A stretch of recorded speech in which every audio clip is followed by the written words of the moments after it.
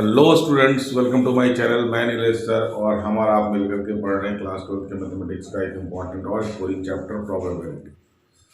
ये प्रोबेबिलिटी का 17th video है। लास्ट वीडियो में हमने प्रोबेबिलिटी डिस्ट्रीब्यूशन को वाइंड अप किया था, हालांकि उसका एक क्वेश्चन हमारा रह गया करने के लिए, क्वेश्चन नंबर 4 या 5 में से कोई एक, तो उसको बाद में कर लूँगा क्योंकि आज हमारा डेट था मिसलेनियस एक्सरसाइज करने का। और जहाँ तक मैं बता दूं कि मिसलेनियस में ज़्यादा कोई क्वेश्चन करने के लिए है नहीं हमारे पास, क्योंकि मैक्सिमम क्वेश्चन हमने ड्यूरिंग द टॉपिक जैसे बेस थ्योरम हमने उसके कवर कर लिए हैं, प्रोबेबिलिटी डिस्ट्रीब्यूशन के क्वेश्चन उसके हमने कवर कर लिए हैं। तो जो छोटे मोटे कुछ क्वेश्चंस रह गए हैं उसको हम लोग कवर करेंगे, तो ज़्यादा टाइम नहीं लगने वाला है।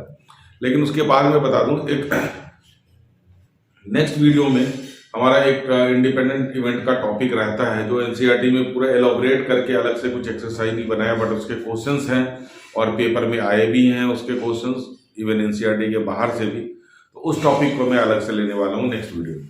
और जो भी बचे हुए क्वेश्चन कुछ हमारे जैसे 13.1 के या 2 के कुछ क्वेश्चन रह गए थे रिमूविंग क्वेश्चन, वो एक एक करके हम लोग इसको लेंगे। उसके बाद हमारा प्रोबेबिलिटी पूरा topic most probably next video या उसके नेक्स्ट वीडियो, तो 18th या 19th वीडियो में ये हमारा बिल्कुल वाइंड अप हो जाएगा। तो आज हम लोग मिसलेनियस का क्वेश्चन नंबर 1, 2 करेंगे क्योंकि ये हमने पहले नहीं कर रखा है। अच्छा, इसमें से तो कुछ क्वेश्चंस ऐसे भी जो फिफ्थ एक्सरसाइज बाइनोमियल डिस्ट्रीब्यूशन का जो आपके सिलेबस से डिलीटेड है इस साल के लिए, पिछले 2 सालों से भी डिलीटेड है। तो चलिए हम लोग फटाफट क्वेश्चन नंबर 1 पे आते हैं। तो क्वेश्चन नंबर 1 में दे रखा है, तो क्वेश्चन कंप्लीट मैंने नहीं लिखा है कि A and 2 are two events such that PA is not equal to 0, find आपको करनी है PB by A। इफ दो पार्ट है क्वेश्चन के, A is the subset of B होगा मेरे ख्याल से, हाँ, A is the subset of B and A intersection B is equal to 5। तो पहला पार्ट में हम लोग इसको लेंगे, दूसरे पार्ट में हम लोग इसको ले लेते हैं। तो A is a subset of B, इसका मतलब क्या हो गया, A is subset of B, ये होता है। अच्छा, बड़े और छोटे का इंटरसेक्शन हमेशा क्या होता है, छोटा वाला होता है। इसका मतलब क्या हो गया, A intersection B is equal to A हो जाएगा, क्योंकि A के सारे एलिमेंट इसके अंदर होंगे तो इनमें से जो कॉमन होगा A और B में, वो क्या होगा, सारे एलिमेंट किसके होंगे, A के होंगे। ये 11th का कंसेप्ट है कि जो सबसेट होता है उसको छोटा हम लोग बोलते हैं और जो सुपरसेट होता है उसको हम लोग बड़ा बोलते हैं। तो बड़ा और छोटे का इंटरसेक्शन हमेशा क्या होगा, छोटा होगा।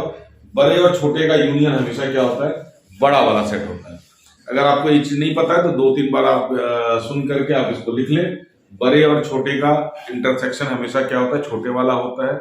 बड़े और छोटे का यूनियन हमेशा बड़ा वाला होता है। तो यहां से हमारे को अगर A B का सबसेट है तो A intersection B is equal to क्या हो गया, हमारा A हो गया। इसका मतलब अगर हम दोनों की तरफ P लगा दे तो कोई दिक्कत है हमारे को, P A intersection B will be equal to क्या होगा, P A होगा। अब हमारा A इंटरसेक्शन B में क्या इंटरेस्ट था, क्योंकि हमें B बाय A निकालना है, राइट।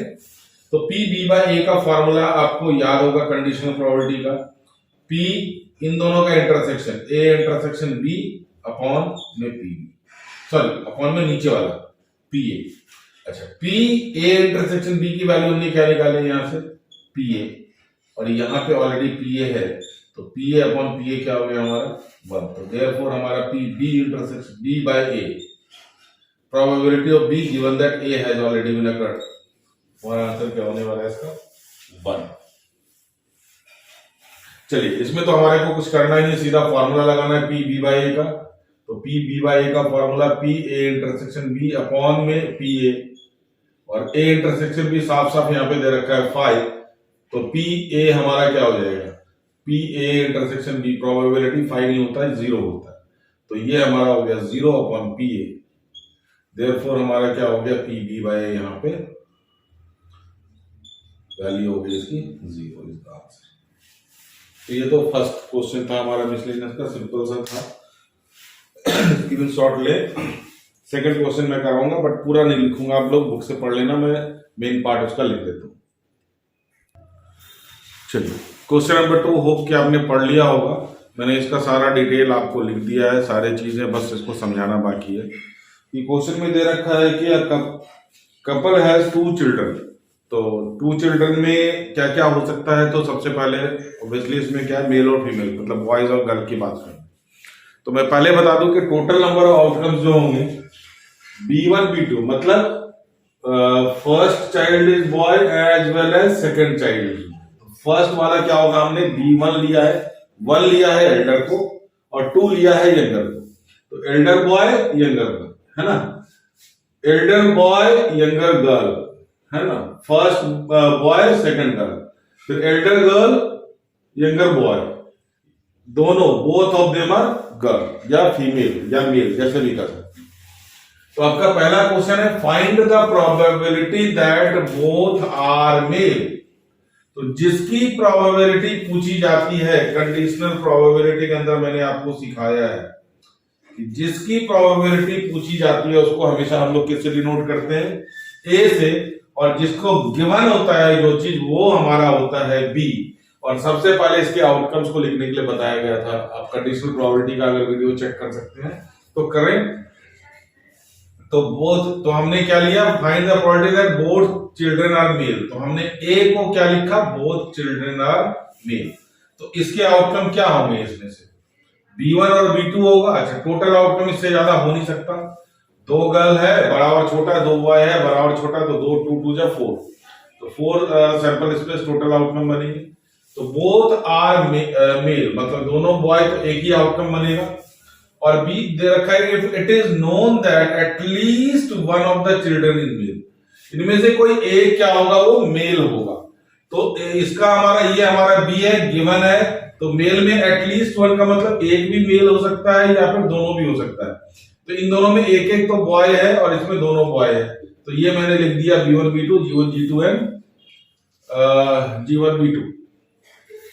ए इंटरसेक्शन बी हमारा क्या बन गया, इन दोनों में कॉमन क्या है, A by B। अब हमने B1 B2, अब हमने फॉर्मूला लिखा A by B का, P A intersection B upon B। अब इसमें रिक्वायरमेंट किसका है, P A इंटरसेक्शन B का। तो यहां से हमारे को P A इंटरसेक्शन B कैसे मिलेगा, A इंटरसेक्शन B का आउटकम हमारा 1 है और टोटल आउटकम हमारा 4 है। और B हमारा कैसे मिलेगा, तो यहां से P B मिलेगा, B का आउटकम हमारा 3 है और टोटल आउटकम 4 है। तो P B की वैल्यू 3 में 4 फॉर्मूले में डालेंगे 1/4 अपॉन 3/4, तो आंसर आ जाएगा हमारा 1/3। 4 4 कैंसिल होकर के ये आपका आंसर फर्स्ट पार्ट का। सेकेंड पार्ट में बोला गया find the probability that both children are female. तो जो फाइंड करना है वो ए हो गया हमारा, बोथ चिल्ड्रन आर फीमेल। तो G1 G2 एक outcome. If it is known that Elder child is female, जो बड़ी है वो लड़की होनी चाहिए, 1 पे जो है हमेशा गर्ल होगी। तो एल्डर चाइल्ड हमारा बी हो गया, जो ऑब्वियसली G1 G2 और G1 B2। दोनों में कॉमन क्या है, G1 G2 है, obviously P A by B का फॉर्मूला लिखना है हमने, P A intersection B upon P B। तो P A इंटरसेक्शन B आपको यहीं से मिलेगा, P A इंटरसेक्शन B हमारा टोटल आउटकम यहाँ भी 4 है, फेवरेबल आउटकम 1 है, और यहां से हमें मिलेगा P B जो कि 2/4 है। तो हमारा फॉर्मूला लग गया 1/4 अपॉन 2/4, 4 4 कैंसिल, 1/2। तो ये था हमारा सेकंड क्वेश्चन, आप इसका स्क्रीनशॉट लें, फिर आगे की बातें करते हैं। अब इसमें हमारा क्वेश्चन नंबर 3 मैंने बेस थ्योरम के वीडियो में पूरा कराया हुआ है, आप वन शॉट भी देख सकते हैं या फिर उसके सारे सीरीज देख सकते हैं बेस थ्योरम में। अच्छा, 4th जो है हमारा बाइनोमियल डिस्ट्रीब्यूशन एक्सरसाइज 5 का है, 5th भी again binomial distribution, 6th 7th binomial distribution. तो अब 8th पे आता हूं। तो 8th हमारा तो 10th क्लास से चला आया है, तो 8th क्वेश्चन अभी हम लोग पहले करेंगे। 9th हमारा बाइनोमियल डिस्ट्रीब्यूशन, 10th हम करने की कोशिश जरूर करेंगे, 11th हमने कर लिया है, फिर हमारा 12th होगा, 13 हमने पहले ही कर लिया है, फिर 14 हमें करना है, 15 करना है, 16 ऑलरेडी डन है हमारा बेस। तो अब हमारा सबसे पहले क्वेश्चन नंबर 8 है, उसके बाद क्वेश्चन नंबर 10। चलिए क्वेश्चन नंबर 8 बिल्कुल आसान सा क्वेश्चन है। ये क्वेश्चन आप मेरे ख्याल से क्लास 10th से भी करते आ रहे हैं। तो in a leap year how many weeks, पता है आपको 366 डेज होता है हमारा लीप ईयर में। 366 को डिवाइड करेंगे 7 से तो 52 वीक्स आएगा, दैट इज 364 डेज, और 2 डेज क्या आएगा, बैलेंस आएगा। ठीक है, नॉर्मल ईयर में क्या होगा, एक दिन हमारा बैलेंस आएगा 365 का। अब इसमें बोल रहा है कि how many 53 Tuesday, what is the probability that there will be a 53 Tuesday. अब देखो यहां पे ध्यान से, अब ये 53 ट्यूसडे बोले, संडे बोले, मंडे बोले, वेडनेसडे बोले, कोई भी अगर क्वेश्चन हो, करने का तरीका सही। अगर नॉर्मल ईयर है तो इसमें एक दिन हम लोग लेंगे। अब अगर हमारा ये वीकडेज है तो 2 दिन हमारा क्या क्या हो सकता है ना, दिस 2 डेज में भी कौन कौन से हो सकते हैं। तो चलिए संडे से शुरू करते हैं, Sunday and Monday, Monday and Tuesday. चलिए तो अब यहां पे देखो हमने क्या लिया, ये 2 दिन क्या क्या हो सकता है, कंसेक्यूटिव शुरू करेंगे हमेशा। संडे ट्यूसडे तो नहीं हो सकता, या तो संडे मंडे होगा, मंडे ट्यूसडे होगा, या फिर ट्यूसडे वेडनेसडे होगा, या फिर वेडनेसडे थर्सडे होगा, ये थर्सडे एंड फ्राइडे होगा, या फ्राइडे एंड सैटरडे हो सकता है, या फिर सैटरडे एंड संडे हो सकता है। तो जहां से शुरू करेंगे वहां पे खत्म करना पड़ेगा। This is your total number of outcomes, total number of outcomes. अब इसमें आपको क्या चाहिए, इसमें आपको क्या चाहिए, ट्यूसडे चाहिए। तो ट्यूसडे, नंबर ऑफ ट्यूसडे कितने हैं, नंबर ऑफ ट्यूसडेज। तो ये ट्यूसडे कहां कहां आ रहा है, एक यहां आ रहा है, एक यहां आ रहा है, तो ये कितना हो गया 2, और टोटल 1 2 3 4 5 6 7, टोटल आउटकम कितने हो गए 7। प्रोबेबिलिटी आप निकाल सकते हैं। तो फेवरेबल आउटकम हमारा नंबर ऑफ ट्यूसडे कहां कहां आ रहा है, ट्यूसडे यहां भी आ रहा है, यहां भी आ रहा है। तो देखिए इसमें लॉजिक क्या है, 52 वीक्स में तो 52 ट्यूसडे होंगे कंफर्म, बाकी के 2 दिन में ट्यूसडे आने के चांसेस हमने निकाल लिए। तो टोटल आउटकम हमने बना लिए 7, और इसमें हमारा जो फेवरेबल आउटकम है वो कितने हैं, 2 है। तो हमारा प्रोबेबिलिटी कितना हो गया 53 ट्यूसडे का, या 53 संडे पूछे, या 53 मंडे पूछे, सबका प्रोबेबिलिटी हमारा कितना होना है 2/7। अब यही अगर नॉर्मल ईयर होता, अगर यही हमारा नॉर्मल ईयर होता तो ये 2 डेज के जगह पे क्या होता, 1 डे होता, और ये सारा चीज क्या हो जाता, छिप जाता। क्योंकि संडे मंडे तो एक दिन, या तो संडे हो सकता है, मंडे हो सकता है, ट्यूसडे वेडनेसडे थर्सडे फ्राइडे, या फिर सैटरडे। तो ये टोटल आउटकम आपके क्या रहते, 7 रहते, और यहाँ पे ट्यूसडे कितना है 1, तो दैट विल बी 1/7। तो यही चीज हमारा अगर नॉर्मल ईयर में होता है, तो नॉर्मल ईयर में हमारा इन सबकी प्रोबेबिलिटी क्या हो जाएगी 1/7। तो ये ध्यान रखना, हालांकि इतने छोटे क्वेश्चंस नहीं आते सीबीएसई 12th में, 10th स्टैंडर्ड का क्वेश्चन है। तो अब हम लोग क्वेश्चन नंबर फटाफट से 12th पे चलते हैं। 10th को थोड़ा सा टाइम देंगे, क्योंकि 10th के साथ एक हमारा एग्जाम्पल एसोसिएटेड है, that is example I think ये 34 होगा। तो अब हम लोग क्वेश्चन नंबर 12 पे चलते। चलिए ये क्वेश्चन नंबर 12 है। देखने में थोड़ा सा लंबा चौड़ा लग रहा है, बट क्वेश्चन में कुछ प्रॉब्लम है नहीं सच। अगर आपको बेस थ्योरम का बेसिक्स भी अगर आता है तो क्वेश्चन में ब्रीफ कर दे रहा हूँ फटाफट से, जल्दी से। बेस थ्योरम आपको मैं मान के चल रहा हूँ कि आपको अच्छी तरह से बेस थ्योरम का कोई प्रॉब्लम बेस थ्योरम में है नहीं आप लोगों को।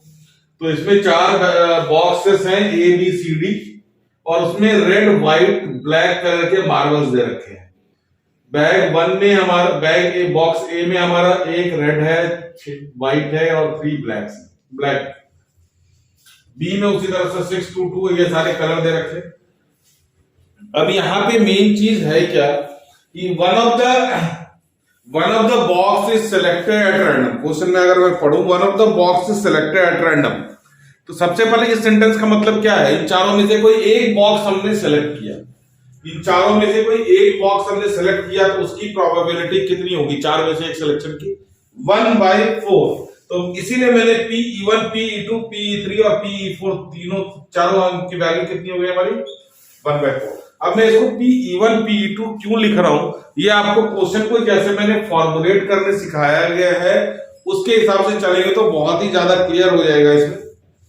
तो आगे बोला गया है कि and of marble, single marble is drawn which is found to be white in colour. तो मैंने आपको बोला गया जो भी सेकंड इवेंट का आउटकम गिवन होता है हम लोग उसको ए से डिनोट करते हैं। तो first event is your selection of box, second event is your drawing the marble from the box and it's outcome is given in the question, therefore it is a case of Bayes theorem. ये आपका clarity होना चाहिए। तो ये हमारा ए हो गया। अब जब ए हो जाता है, ए ऑलरेडी हो चुका है, तो उसको हम लोग स्लैश के क्या करते हैं, नीचे लेकर के आते हैं और अब क्वेश्चन पढ़ते हैं। तो क्वेश्चन क्या पूछा गया, what is the probability that it was drawn from box A. तो given that marble is white in colour, है ना, marble is white in colour given है, what is that it is selection from bag 1 या bag ए। तो इसलिए हमने E1 क्या नाम दिया, सिलेक्टिंग बैग 1। तो probability of selecting bag E1, E2, E3, E4 इन सब की प्रोबेबिलिटी कितनी हो जाएगी, 1/4। तो E1/A का फॉर्मूला मैंने अकॉर्डिंगली एक के लिए लिख करके दे दिया है कि ये बैग ए से सिलेक्ट करने की प्रोबेबिलिटी E1 into A/E1, नीचे E1 A/E1, E2 A/3, लंबा चौड़ा है फॉर्मूला, कुछ है नहीं इसके अंदर। Similarly, what is the probability that it is selection from bag B? तो E2/A निकालना है, इसका फॉर्मूला मैं नहीं लिखूंगा, डायरेक्ट वैल्यू डालूंगा। E3/A मतलब given that white marble is drawn, what is the probability that it is drawn from bag C? तो ये सिर्फ एक्सप्लेनेटरी है। अब यहाँ पे मेन वैल्यू इसकी हम लोग कैलकुलेट करते हैं। A/E1 का मतलब क्या हो गया, E1 has already been occurred, तो E1 था हमारा सिलेक्शन ऑफ बैग A। तो बैग ए पे हम लोग आ चुके हैं, बैग ए में हम लोग आ चुके हैं, किसी को नहीं देखना। टोटल मार्बल कितने हैं, 6 7 10 marbles are there and we are selecting one marble. What is the probability that it is white in color? Probability of white color from bag A, given that bag A आ चुका है, क्या probability की white marble होगा। तो white इसमें कितने हैं, 6 और टोटल कितने हैं, 10। तो ये हो गया A/E1 की वैल्यू हो गई 6/10। अब आपको अपने आप ही समझ में आ गया होगा। A/E2 में हम लोग बैग बी पे जाना है, तो अगेन क्या है, व्हाइट मार्बल की प्रोबेबिलिटी 2/10। बैग सी में जाएंगे तो 1/10 और बैग डी में जाएंगे तो 6/10। ये वैल्यूज आपको यहां पे डालनी है। तो E1 की वैल्यू क्या है हमारा, 1/4 इंटू A/E1 6/10। नीचे सबको लेकर के जाना है, 1/4 into 6/10 plus 1/4 into 2/10 plus 1/4 into again 1/10 plus 1/4 into 6/10। तो 10 और ये 40 तो हमने कॉमन ले लेना, 1/4 इंटू 1/10 कॉमन ले लिया, यहाँ पे बच गया 6। 1/4 इंटू 1/10 कॉमन ले लिया, यहाँ पे बच गया 6 प्लस 2 प्लस 1 प्लस 6, ये कैंसिल हो गया, 6 प्लस 6/14 दैट इज 3/7। सिमिलरली ये वैल्यू सिर्फ यहां पे ये वाली चेंज होगी, है ना, 1/4 इंटू 6/10 के जगह पे 2/10, यही चेंज होना, बाकी नीचे सारा हमारा सेम हो जाएगा। तो अकॉर्डिंगली आप आंसर इसके निकाल सकते हो। और यहाँ पे क्या हो गया हमारा, ये हो जाएगा E3/A, तो यहाँ पे 1/10, तो 1/4 इंटू 1/10, बाकी डिनोमिनेटर हमारा same, you can calculate yourself. Simple सा क्वेश्चन था। तो अब हम लोग क्वेश्चन नंबर 13 हमारा हो चुका है। बेस थ्योरम के लास्ट वीडियो में होगा शायद मेरे क्वेश्चन नंबर 13। 14 अब हमें करना है। तो 14 थोड़ा सा अलग तरीके का क्वेश्चन है, 14 एंड 15, क्योंकि 16 हमने ऑलरेडी कर लिया है during the lecture of Bayes theorem. तो क्वेश्चन नंबर 14 पे आते हैं, आप इसका स्क्रीनशॉट लेते हैं। चलिए, क्वेश्चन नंबर 14 में आपको दे रखा है कि 0 और 1 दो एलिमेंट हैं और 2 क्रॉस 2 के डिटर्मिनेंट में इसको अरेंज करना है ना। तो 0 और 1, जैसे यहाँ पे देखिए ये डिटर्मिनेंट है, इसमें हमारे 2 क्रॉस 2 के 4 प्लेसेस हो गए। आपको इसमें फिट करना है 0 1 0 1 या फिर 1 0 0 1। तो इसमें से पहले तो टोटल आउटकम की बात करेंगे, फेवरेबल की बात नहीं। तो टोटल आउटकम हमारा कैसे होगा, थोड़ा सा अगर पेशेंस है तो परमुटेशन पे हम लोग चले, नहीं तो बिना उसके भी हमारा काम हो सकता है। हमारे पास दो नंबर है, 2 डिजिट्स हैं और अगर आपको बोला जाए 4 डिजिट का नंबर बनाना है तो हमारे को 1 2 3 4 ऑब्वियसली ये रिपीट होंगे, तो पहले पे भी दोनों के दोनों नंबर आ सकते हैं, दूसरे पे भी, तीसरे पे भी, चौथे पे भी। तो ये हो गया हमारा 2 के power 4, it is your total number of outcomes. अब इसके परमुटेशन के डिटेल में आपको नहीं जाना है, ना जाए, तो ये सीधा ये चीज है कि आप एक कॉइन को रिजेंबल करते हैं। मैंने एक और क्वेश्चन में आपको बताया था कि क्वेश्चन नंबर 12 में कि हमने एक डाइस को हमने ले लिया था उस हिसाब से, अच्छा उसमें एक एडजस्टमेंट भी था उस क्वेश्चन में, सॉरी। तो इसमें हमने क्या करा, कॉइन को ले लिया। तो कॉइन में कितने आउटकम्स होते हैं, 2, 4 बार फेंक दो, कितने आउटकम्स आएंगे, 2 के पावर 4 दैट इज 6, ये आ गया आपका टोटल आउटकम। अब हमारे को जो फेवरेबल चाहिए, फेवरेबल में हमारे को डिटर्मिनेंट की वैल्यू जो चाहिए वो पॉजिटिव चाहिए। पॉजिटिव कहने का मतलब 0 नहीं, अच्छा लगे हम लोग नेगेटिव की भी बात कर लेंगे। अगर डिटर्मिनेंट की वैल्यू नेगेटिव, चलिए तो डिटर्मिनेंट की वैल्यू होती क्या है, this into this minus this into this. तो अगर इसको पॉजिटिव होना है तो ये दोनों में से कोई भी टर्म 0 नहीं हो सकता क्योंकि 0 होगा तो वैल्यू फिर 0 हो जाएगी, पॉजिटिव नहीं हो सकती है। तो ये दोनों 0 कभी नहीं हो सकता, तो इन दोनों प्लेसेस पे क्या आएगा, हमेशा 1 1 आएगा। तो 1 इंटू 1 1 हो गया। माइनस में हम क्या करेंगे, हमेशा इसको 0 रखेंगे, 1 नहीं रखेंगे। माइनस में क्या करना, हमारे को 0 रखना। तो अब 0 ये वाले कैसे बन सकते हैं, 1 इंटू 0, 1 इंटू 0, या फिर 0 इंटू 0। अगर 1 इंटू 1 रखेंगे तो वैल्यू क्या हो जाएगी, डिटर्मिनेंट की 0 हो जाएगी। तो इन सब की वैल्यू कितनी है, 1 1 1 है। तो ये हमारे कितने हो गए, नंबर ऑफ फेवरेबल आउटकम्स कितने हो गए, नंबर ऑफ फेवरेबल आउटकम्स हो गए हमारे इसके 3। तो प्रोबेबिलिटी कितनी हो गई इसकी, 3/16। अब जरा नेगेटिव पे आए तो इसी चीज में देखो, अगर नेगेटिव आना है तो ये दोनों वैल्यू को कभी भी 0 नहीं होना पड़ेगा। तो इसका मतलब क्या हो गया, ये 1 और 1 ये फिक्स हो गया। अब यहां पे 0 1 फिक्स कर दे, 1 0 फिक्स कर दे, यहां तो 1 ही रहेगा, या फिर 1 1 फिक्स करके ये दोनों 0 0। तो ये देखिए इन सब में क्या हो गया, हमारा इधर वाले की वैल्यू क्या हो गई, 0 हो गई। ओहो, फिर से वही हो गया क्या, ये नहीं, हाँ दिस इनटू दिस, ये वाली 0 हो गई, ये वाली 1 हो गई। तो इन सब की वैल्यू क्या हो गई, नेगेटिव। तो इसकी भी प्रोबेबिलिटी कितनी हो जाएगी, 3/16। तो 3/16 पॉजिटिव, 3/16 नेगेटिव। तो सर बीच के नंबर कहां गए, 10, उन सब की वैल्यू 0 होगी 100%। अब चेक करके देखिए। तो ये था हमारा क्वेश्चन नंबर 14। अब करेंगे हम लोग क्वेश्चन नंबर 15, फिर चलते हैं हम लोग नेक्स्ट वीडियो की बात करेंगे उसमें क्या क्या करना है। चलिए ये रहा आपका क्वेश्चन नंबर 15। इसके टर्म्स में ही प्रॉब्लम है, आपको फंसाने की कोशिश की जा रही है। तो आप जाल में मत फंसना, हमारा मतलब ही नहीं, हमने कुछ आपकी बातें सुननी नहीं है, हम अपना काम करके निकल लेंगे। यहां पे दे रखा है क्वेश्चन में पी ए फेल्स की वैल्यू दे रखी है 0.2। तो आप इसको ए फेल्स के तरह ट्रीट मत करो, आप इसको क्या करो, पी ए मान लो। इसीलिए मैंने यहां पे पी बी फेल्स को हमने क्या लेट कर लिया है। तब जहां पे फेल्स आ जाए वहां पे साइलेंट हो जाना। ए फेल्स मतलब पी ए, बी फेल्स मतलब P B, A and B both fails मतलब P A intersection B, A and B both fails मतलब क्या हो गया, P A intersection B.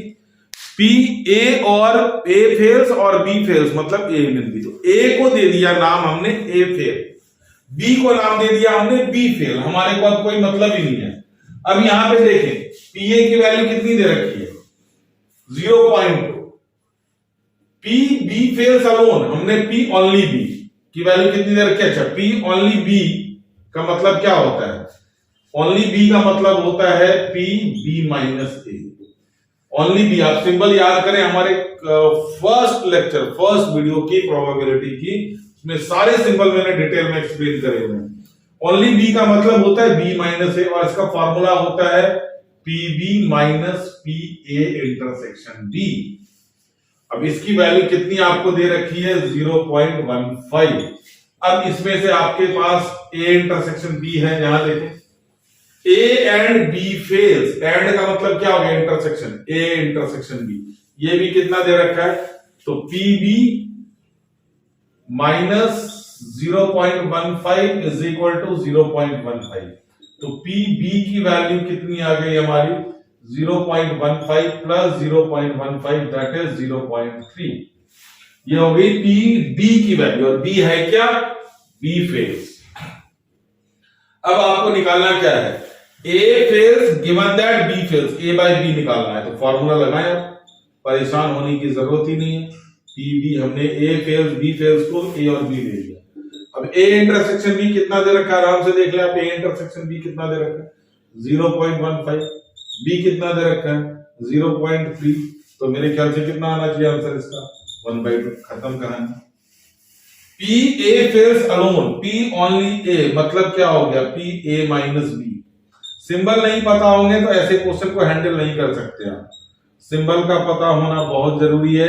P A की वैल्यू दे रखी है 0.2 माइनस 0.15,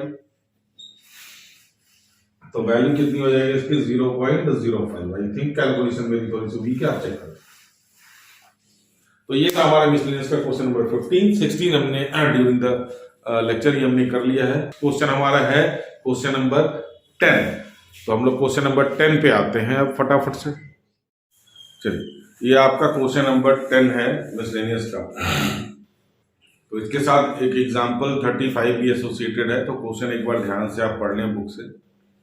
क्वेश्चन है हमारा, how many times a man must have toss a coin, a fair coin obviously, so that probability of having at least one head is more than 90%। पहले तो how many times मतलब हमें क्या करना है, number of tosses निकालना है। तो सबसे पहले हमने लिख लिया कि हमारा जो क्वेश्चन है वो है all about number of tosses. तो इसको हमने n ले लिया और इसी की वैल्यू हमने फाइंड करनी है ना।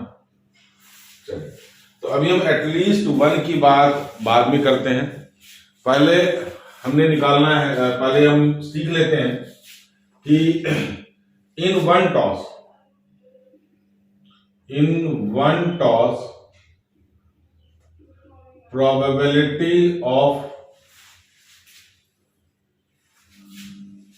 वन टेल है ना, प्रोबेबिलिटी ऑफ टेल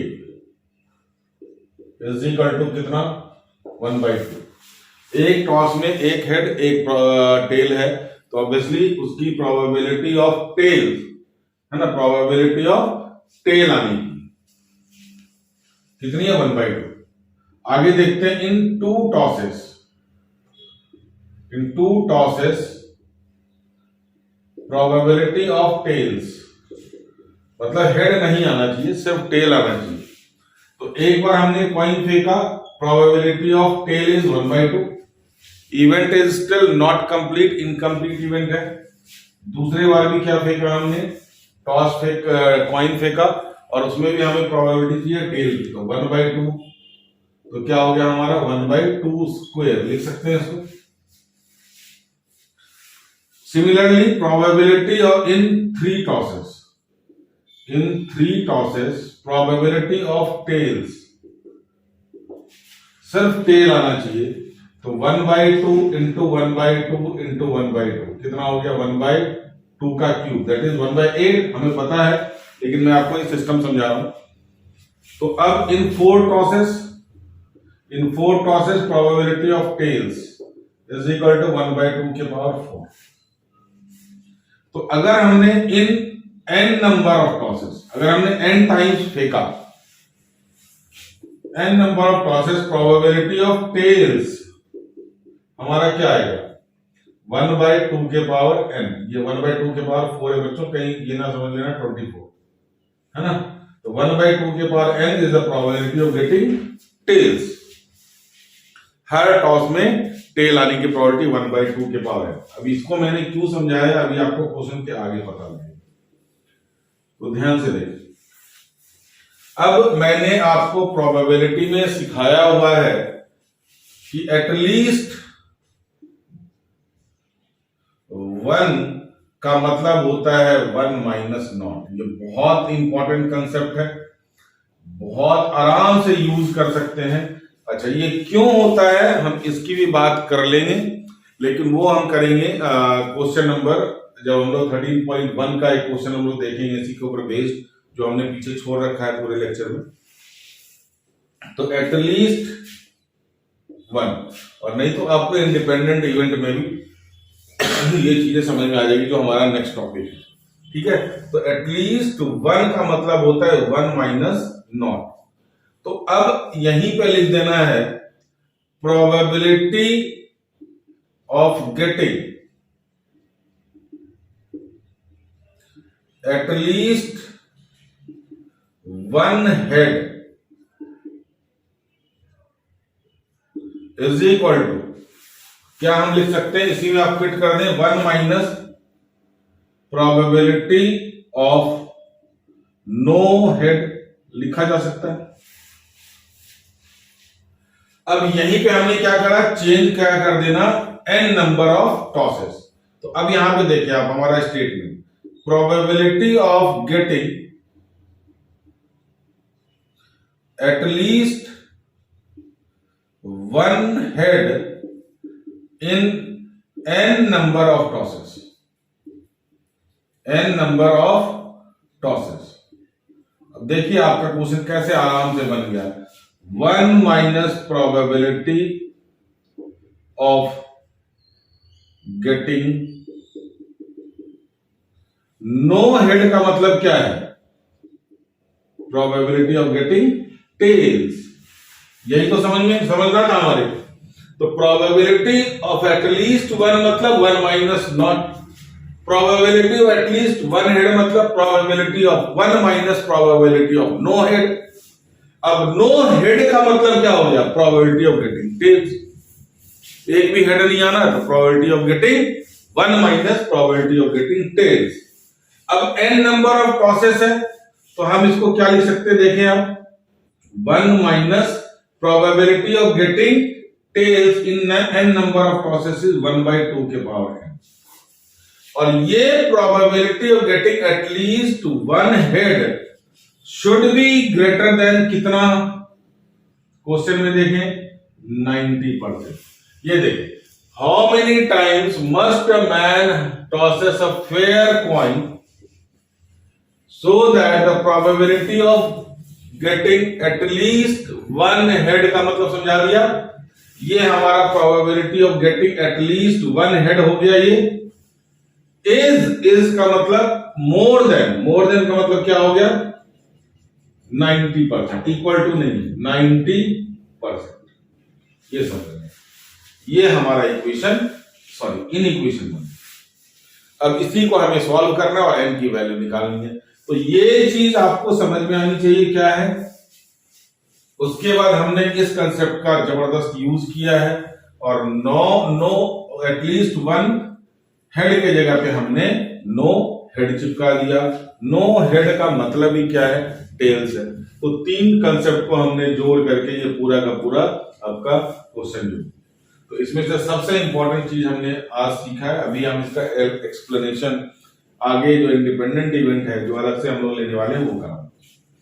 अब इसी का हमने सॉल्व करना है, तो आप 9/10 को इधर लेकर के आ जाए। तो ये हमारा क्या बन गया, 1 minus 9/10 should be greater than 1/2 के पावर है।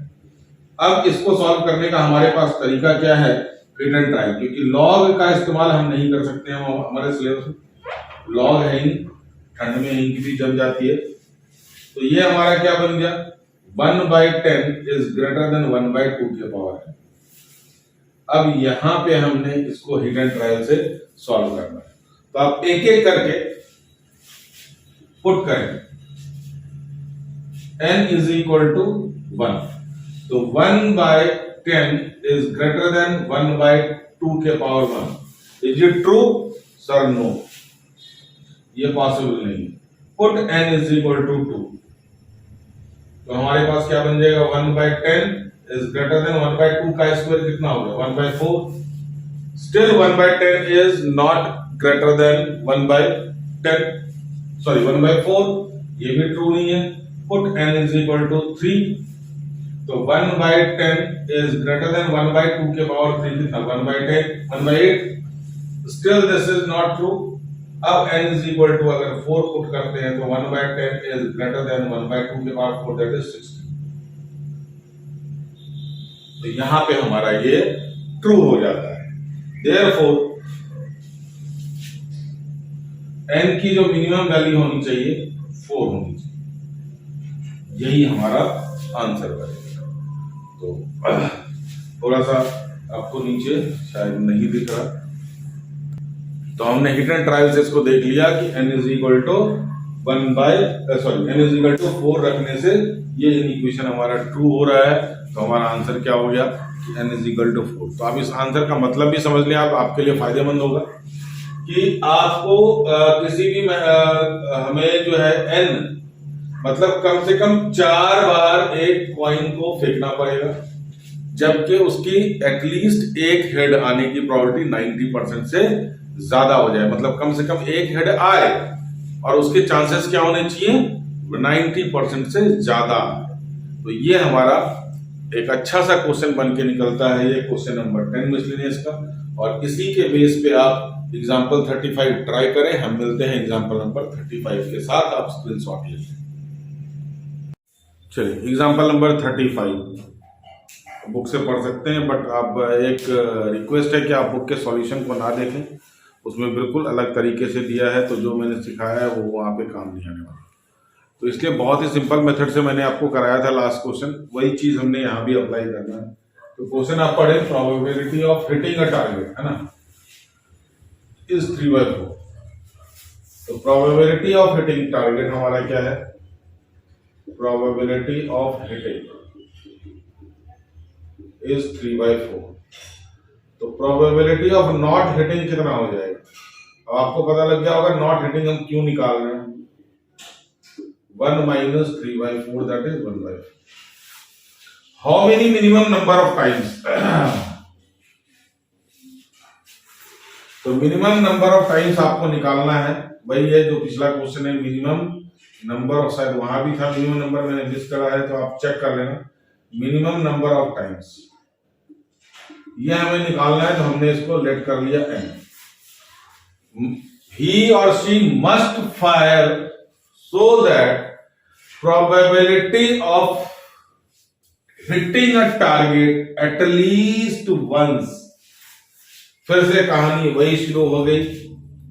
probability of hitting a target at least once is 1 minus probability of not hitting the target। ठीक है, अच्छा n नंबर ऑफ टाइम्स में क्या हो जाएगा, जैसे हमारा प्रोबेबिलिटी ऑफ नॉट हिटिंग एक बार में कितना है हमारा 1/4, तो दो बार में कितना हो जाएगा 1/4 इंटू 1/4, क्योंकि एक बार हिट नहीं दूसरे बार भी हिट नहीं करना, तो सारा क्या हो जाएगा मल्टीप्लीकेशन हो जाएगा। तो probability of hitting a target at least once in n number of times, n number of fire या times, जो भी आपको लिखना है लिख लो। 1 माइनस नॉट हिटिंग का कितना था बच्चों 1/4, तो ये 1/4 के बाद क्या हो जाएगा n, and should be more than 0.99 0.99। तो सेम इक्वेशन हमारा बन गया यहाँ पे 1 माइनस 1/4 के पावर n इज 99/100।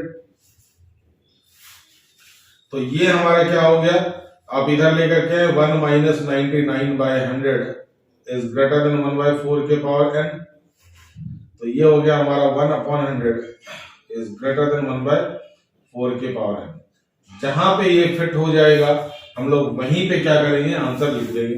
n की वैल्यू चेंज करें, put n is equal to 1/100 at least 1/4, this is not true.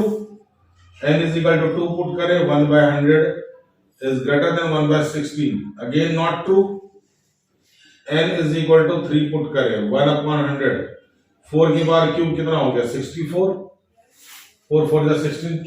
Again this is not true, put n is equal to 4, तो 1/100 और 4 की पावर 4 इज 1/256 आई थिंक। तो यहां पे क्या हो गया हमारा, ये हमारा फिट हो गया है ना। तो हम लोग इस केस को कंसिडर कर लेंगे कि हाँ यहाँ पे हमारा क्या हो गया, n फुलफिल कर रहा है, therefore minimum number of shots है ना, minimum number of fire that is n is equal to 4। This will be your answer. Again अब इस कंसेप्ट पे हमने अच्छा खासा 2 क्वेश्चन कर लिया, तो ऑब्वियसली बात है अगर कोई क्वेश्चन चेंज करके आएगा या परसेंटेज चेंज करके आएगा या हिटिंग टारगेट की जगह पे सॉल्विंग प्रॉब्लम करके आएगा तो आप उस क्वेश्चन को करने में सक्षम रहेंगे। तो आप स्क्रीनशॉट ले लें इसका। अब हम लोग क्वेश्चन नंबर 13.2 का क्वेश्चन नंबर 12 पे आप जाएं, आराम से देखें, सॉल्व करें बिल्कुल इसी कंसेप्ट के साथ, एक लाइन में आपका आंसर होने वाला है। तो ये बहुत मजेदार और इंपॉर्टेंट शॉर्ट ट्रिक्स है आपकी प्रोबेबिलिटी के लिए, तो दिमाग में याद रखें कि एटलीस्ट 1 का मतलब पूरी प्रोबेबिलिटी में 1 माइनस नॉट होगा। और रिपीट करूंगा क्यों, क्योंकि अभी हमने इंडिपेंडेंट इवेंट में उसको देखना है। चलिए, ये क्वेश्चन नंबर 12 एक्सरसाइज 13.2 का मैंने आपके लिए पूरा ही कर दिया क्योंकि लिखने में बहुत ज्यादा टाइम वेस्ट हो जाता। क्वेश्चन आप एक बार पढ़ लें, एक लाइन का क्वेश्चन है। अ डाई इज टॉस्ड थ्राइस। अब डाई में टॉस तो नहीं होता, थ्रो होता है जनरली, चलिए कोई बात नहीं। डाई इज टॉस्ड थ्राइस मतलब 3 बार डाइस फेंका गया, टोटल नंबर ऑफ आउटकम 216। सोच ले आप क्वेश्चन कहां से कहां पहुंच जाएगा आपका। Find the probability of getting an odd number. Odd number की प्रोबेबिलिटी चाहिए कितनी बार, एटलीस्ट 1। खत्म कहानी। एटलीस्ट वंस का मतलब 1 माइनस नॉट, ये ध्यान रखना आपको। तो डाइस फेंका गया, अगर एक थ्रो करते हैं, probability of getting an odd number in 1 throw, obviously odd number 135 है, तो एक थ्रो में ऑड नंबर आने की प्रोबेबिलिटी कितनी हो जाएगी 1/2। लेकिन हमें प्रोबेबिलिटी ऑफ क्या चाहिए, नॉट गेटिंग चाहिए, क्योंकि एटलीस्ट 1 है। तो probability of not getting an odd number in 1 throw of die is again 1 minus 1/2। कैसे आया, समझ आया नहीं आया? 1 में से 1/2 माइनस कर दें आप, यानी तो मैं इसको ये भी लिख सकता हूं, probability of not getting means probability of getting an even number, कोई दिक्कत नहीं है। Probability of not getting an odd number in 3 throw of dice, तो 1/2 एक बार में, तो दूसरे बार में 1/2 का स्क्वायर, तीसरे बार में 1/2 का क्यूब, कितना हो गया जी 1/8। डेड हो गया क्वेश्चन हमारा। अब हमारा probability of getting an odd number at least once in 3 throws, 1 minus probability of not getting an odd number in 3 throws. Value डाल दें, probability of getting not and not getting an odd number 1 minus 1/8, 7/8। चुटकियों में होगा question, ये चुटकियों में। अब इसमें आप 216 को इमेजिन करें, अब कहां से प्रोबेबिलिटी निकालें, क्या करें, कुछ नहीं, एटलीस्ट 1 जहां आ गया पूरी प्रोबेबिलिटी के अंदर 1 माइनस नॉट। तो ये आपका बहुत बड़ा टूल कह लें आप, इसका वेपन कह लें आप अपने प्रोबेबिलिटी के लिए। तो ये आपका हो जाएगा, आप स्क्रीनशॉट ले लें इसका। और हम लोग अगला टॉपिक जो है अब हम लोग करने वाले हैं इंडिपेंडेंट इवेंट। एनसीईआरटी में 1 या 2 क्वेश्चन हैं, इसके एग्जाम्पल 36 भी है, लेकिन है बहुत इंपॉर्टेंट, इसके बाहर के भी क्वेश्चन आ चुके हैं बोर्ड में, मैं आपको कराऊंगा। तो वो टॉपिक बिल्कुल सेपरेट होगा, या तो 1 वीडियो में हो सकता है कि पॉसिबल है कर ले, फिर हमारा नेक्स्ट वीडियो टोटल प्रोबेबिलिटी, एक छोटा सा टॉपिक रह गया है, इंपॉर्टेंट कम है लेकिन टॉपिक तो है हमारे एनसीईआरटी में, 1 क्वेश्चन है उसका। तो अभी 2 वीडियो कम से कम आप समझ लें इसमें, तो 17 हो यहाँ, ये 18 और 19 वीडियोस का आपका पूरा टॉपिक हो जाएगा, क्वाइट लॉन्ग टॉपिक, क्योंकि ये 10 मार्क्स का पहले होता था आउट ऑफ 100, अब आपका 8 मार्क्स का है। तो होप कि आपको ये वीडियो समझ में आया होगा और आज के क्वेश्चन के कंसेप्ट आप बहुत इंपॉर्टेंट थे, आपको कुछ फायदा हुआ होगा। अगर ऐसा है तो आप जरूर वीडियो को लाइक करें, शेयर करें, सब्सक्राइब करें और थोड़ा सा हमारे को प्रमोट करें ताकि ये सारी चीज़ें उन स्टूडेंट्स के पास भी पहुंचे जो थोड़ा सा पढ़ाई से, प्रोबेबिलिटी से घबराते हैं। तो आज के लिए इतना ही, थैंक यू।